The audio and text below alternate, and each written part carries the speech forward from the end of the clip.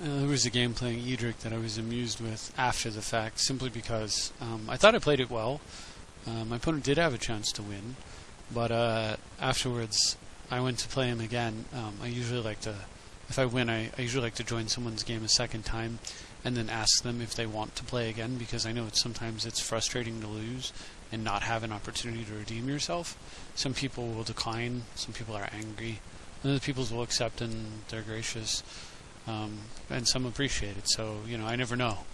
I went to join his game afterwards and asked him if he wanted to play again, and he blocked me after this game, so, whatever.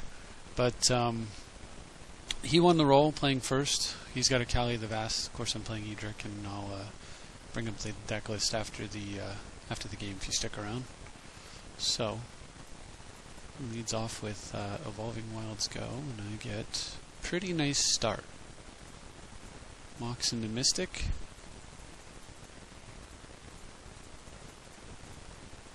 And he Demonic Tutors.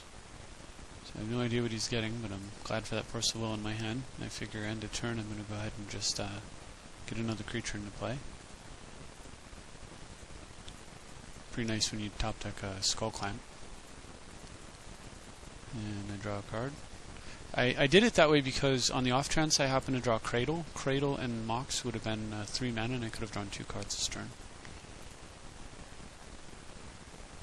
So I draw a... I was hoping for another blue spot. I'd really like to not Force Will with Mystical Tutor, and I assume that I will be Force Willing this turn since he just Demonic Tutored. But we'll see. So he goes to Chaos Warp Edric into my library somewhere. The funny thing is, this might not have worked out for him. I simply could have allowed this. I could have allowed this and I really thought about it, and then Mystical Tutored for Green Sun Zenith, and then just Green Sunned him back into play, possibly hitting some kind of crazy permanent. Like, imagine if I flipped Terastodon here. But I figured I've got great tempo. I'm sure it's what he Demonic Tutored for. I'm just going to force it, and then I'll just draw 3 cards next turn. So Force of Will is an Ancestral Recall here, and a lot of tempo, versus trying to play catch up. So I just went for the Force. Oh well. Love Mystical Tutor, but off it goes. So. And look, I top deck Green Sun Zenith, so I really would have. I don't know, though, I would have had to shuffle before the warp, so who knows what I would have gotten. Anyway, I go for the draw 3. As opposed to. Now, here's where I made an error. What I should have done was drawn 1 less card, played GT, equipped GT, drawn. Like I said, 1 less card, but had a GT with 2 counters, and then his Kali the Vast is shut down until he deals with the GT. I didn't. I figured I'd actually draw a counter spell, more than likely, but I get Jace, Tezzeret, and a Snap. It's kind of weird. Awkward, somewhat there, so I go ahead and just play Skull Clamp and say go. He gets down Soul Ring, that's not pleasant, and Grieve. So this is really, really threatening now. Because Kali grieved up, smash, that's like the dream. That's living the dream for this deck, Anyway, so he goes to dismember Edric. And I think looking at the game, I should have just let it happen and then went ahead, saved Snap for his Kalia, and replayed Edric at my convenience. But I thought I'd be tricky, and I snapped Edric back. And then realized that, no, I'm not in fact going to cast Edric and attack with both creatures, because he's just going to play Kali the Vast, put boots on it, and I'm going to lose. So as soon as I, wrapped my head around what was actually going to happen this turn, I realized that snap was totally wasted. It would have been a perfect thing for me to do what I'm doing now. Play Tezzeret and fetch Orb, and then have Snap in my hand. Edric dead, who cares? And then from there, on the turn when he casts Kali and attempts to put Greaves on it, I could Snap, untap some lands under the Orb, and set him back like the mana that he used to play it. Luckily he's playing this, which doesn't assist him with casting his commander. And it buys me a lot of time since I'm really not top decking much. I'm going to go ahead and bring his Kali down here, actually. So what I do is I Tez for 1 and go get a Mana Vault. And then using the Vault, I'm able to Greenstone Zenith for 5. And here I actually have often thought about putting a Viridian Shaman in here, possibly in place of the Fauna Shaman. Although I really like these types of effects to deal with stuff like Chaos Warp. So I don't know. But anyway, I go get Acidic Slime and take down his Soul Ring. Now, if he untaps, like, say, a swamp or a mountain, which he will, and then plays the other land type that he's missing, this signified to me that he doesn't have it. But if he draws it off the top and plays it, and he happens to get the matching one, then down comes Kalia, and I probably lose. So part of me really wanted to not kill the Soul Ring, but kill, like, his untapped plains. But if he, it's a gambit, right? Because if he doesn't draw the exact land that he needs, from there, he's fighting under an orb without a Soul Ring, and things are a lot better for me. So the gamble paid off. Now, had he played like a colored land, I probably would have killed one of his lands, because it was this signal here that allowed me to take that risk and go after the Soul Ring. So I draw land, and I was thinking about I could get rid of Tez and go get Map, and then tap these two, sack Map, play Cradle, and then I've got like 4 mana this turn. But I mean, I can go through all those, jump through all those hoops, and it still doesn't deal with my Kalia the Vast problem. So I have to go back to Jite. I suppose I could have used a Cradle in that sense to do it, but there's I kind of don't want to kill Tezzeret under an orb, especially with a Vault in play and a Mox. So instead, I first clamp Arbor, hoping to just find an easy answer, like, you know, a counterspell or something along those lines for Kalia.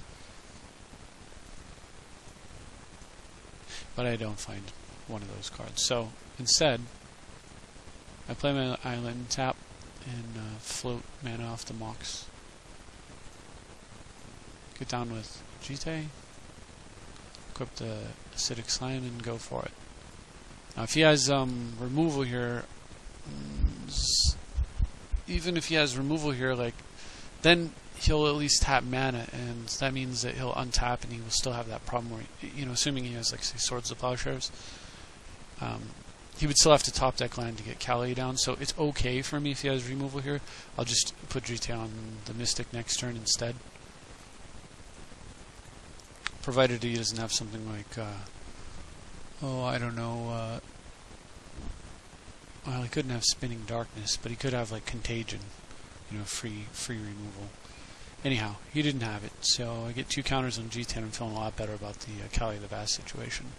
And then after combat, I go ahead and just replace my stuck tapped Arbor with a fresh Boreal Druid. So here I have no idea what this guy's doing, but he might as well have conceded. Tutoring for boots to go with his boots. I mean, what good is it going to do? It doesn't matter how many pairs of boots you have if you die before you can put them on your feet, you know? Anyway, okay. He'll have Shroud and Hexproof, and I really won't be able to target it. Whatever. So, oftentimes you see stuff like that, and it just makes me shake my head. Like, while I misplayed this game to a degree with the snap, you know, it's like a forgivable misplay, but that's completely unforgivable. That's just flat terrible. Anyway, so I draw a Brainstorm for the turn and figure I might as well go ahead. I'm going to untap these with Tez, so I might as well go ahead and just Brainstorm and see if I can find, again, look for Guy's Cradle, or look for, you know, some other, like, say, Sword of Feast and Famine, something along those lines. But then I realized, like, actually, why Brainstorm when you can just Edric and then Brainstorm afterwards? So I'll play Edric, send in the team, draw a bunch of cards, and alright, Garruk Wildspeaker, perfect. So play a Forest, now I know which land I'm going to play, and then comes Garruk, and I untap a couple of lands. Tap, and use the remaining mana floating, play Hive Master. You know, normally I try to protect my lands, like, under an orb, not play something like this when I could do it next turn, but now that I have Garruk, it's a non-issue. So then I go ahead and play Fauna Shaman and make an Elf. The fact that I'm tapped out totally doesn't matter. Sort of protected by my equipment. He's got nothing.